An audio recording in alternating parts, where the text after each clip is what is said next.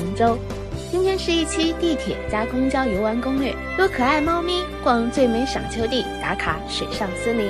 第一站西木河湿地公园。从成都地铁4号线万盛堤口出站后，坐上崇州至万盛站专线高铁站，换乘203路就能到。这里是成都最美赏秋地，成片的水上森林，木栈道穿行其间，置身其中，似乎身心都被放松了。第二站演化池，可以坐湿地旅游专线到这儿。演化池一座藏于闹市中的山水园林，红墙黛瓦，曲径通幽，87版《红楼梦》就曾在这里取景。等到11月，园内的银杏褪去绿意，就会迎来一片金黄。逛完就去旁边的大东街，还有很多美食可以炫。第三站圆通古镇，乘坐崇州306路圆通站下车就能到。圆通古镇被称为现实版的《清明上河图》，看点很多，关键绝对亏不了你的胃。你知道古镇的4朵金花是什么吗？我们选择的是豆花，配上灵魂蘸料，真的太绝了。吃完了就去广东会馆、